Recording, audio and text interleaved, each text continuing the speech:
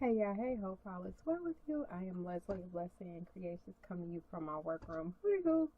If you don't know me and don't know what I do, I am a plus size fashion designer. I have been creating clothes for myself as well as other people for many years.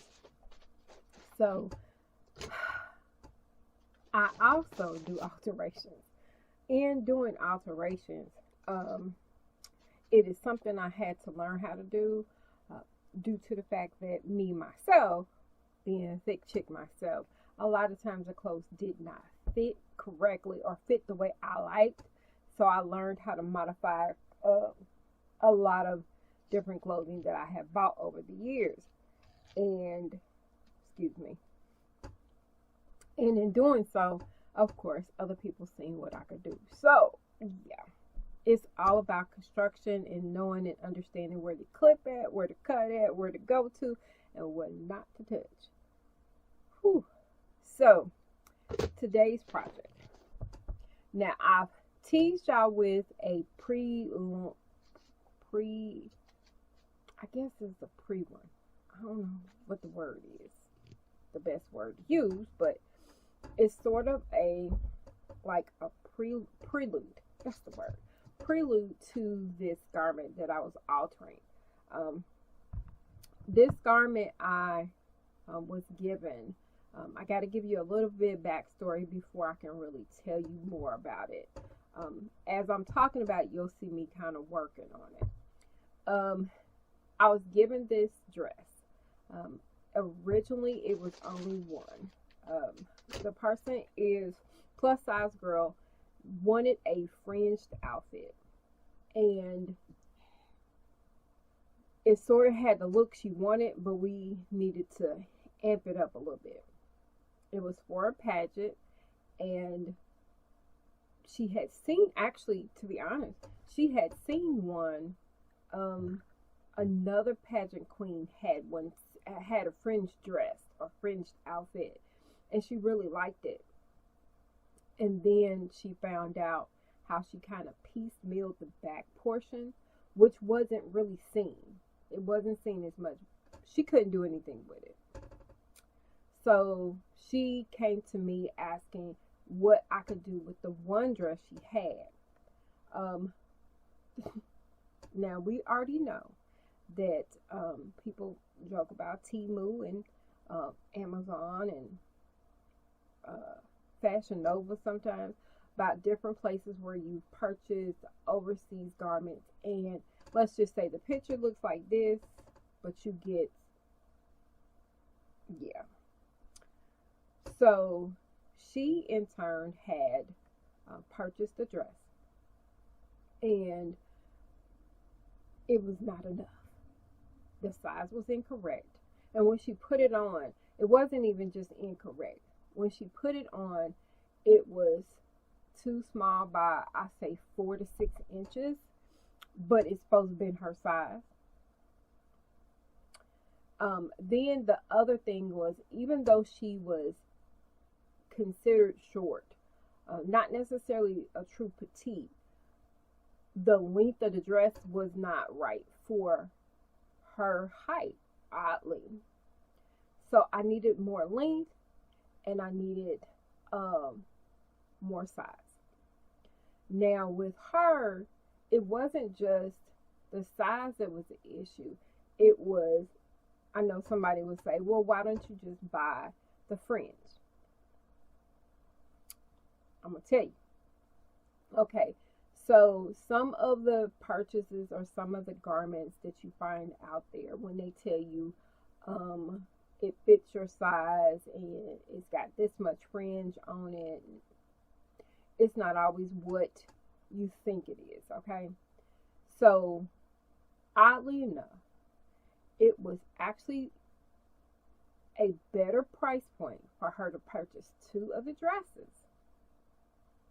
Whereas I could take the secondary dress to fill in the areas I need to fill in, and the other portion to add the fringe.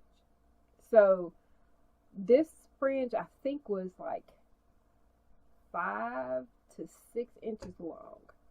Most fringe between 5 to 6 inches long runs about $4 to $5, I believe, around about $4 to $5 a yard. This dress had, I think, probably 5 rows, 6 rows of fringe. And we doubled the fringe at the bottom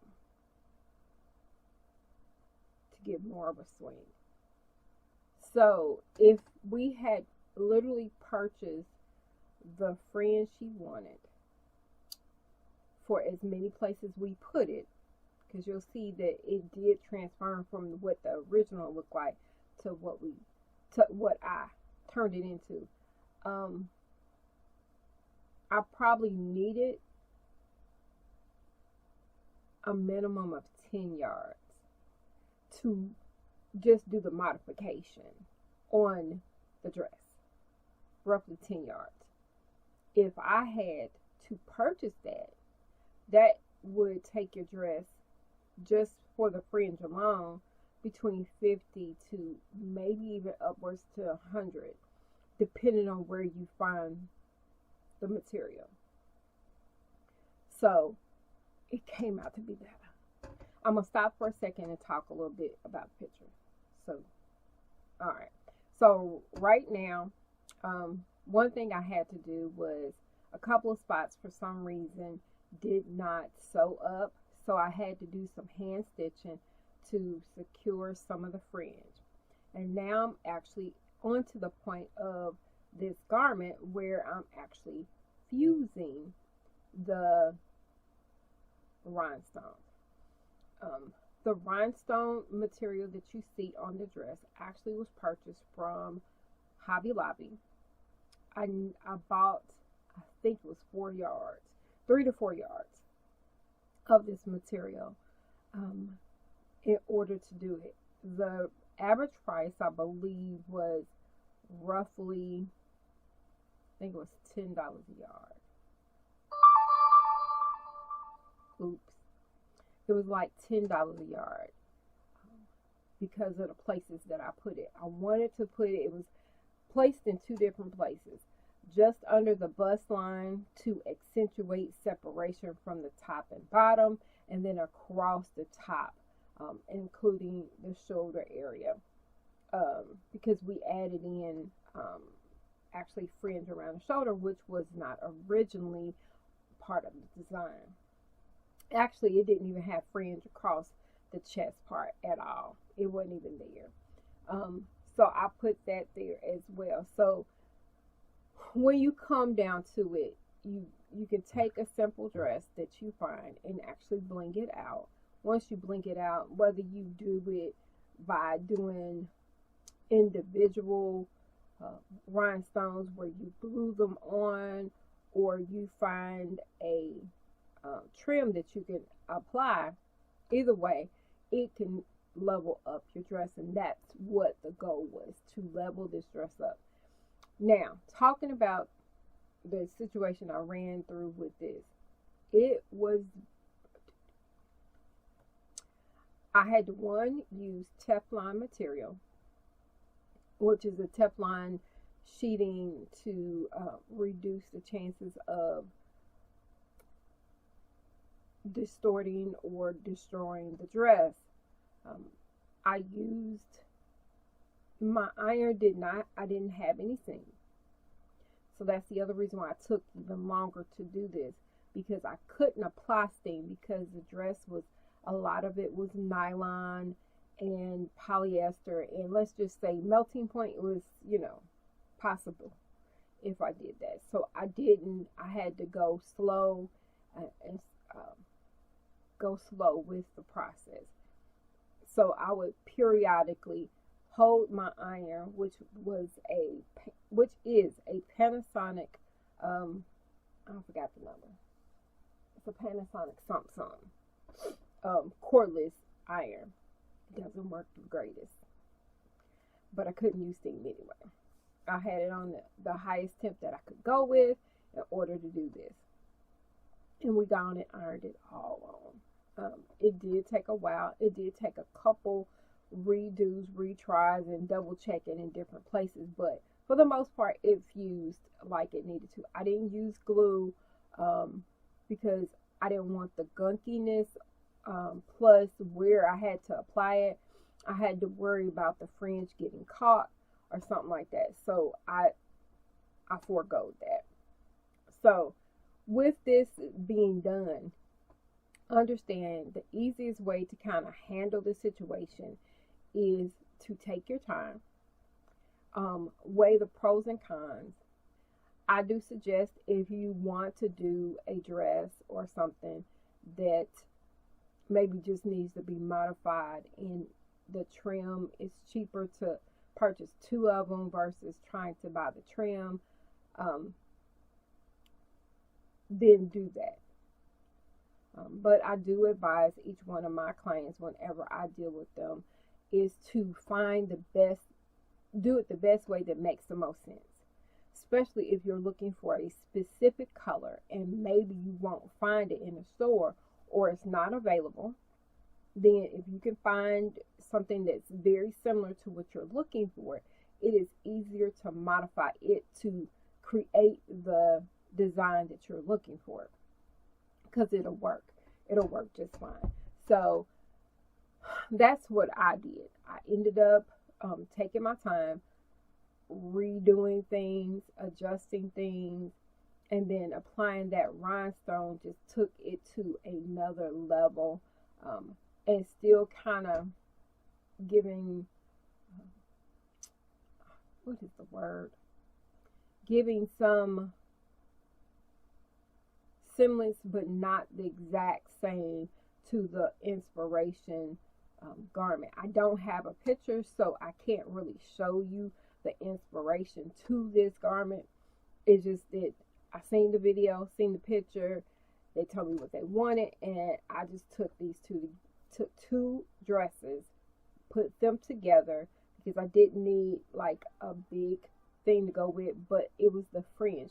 That is the reason why I went with 2. It's not just because, partially because of the fact that I needed to add in the piece, but also too, the other reason was I needed to add in additional fringe, and it was cheaper.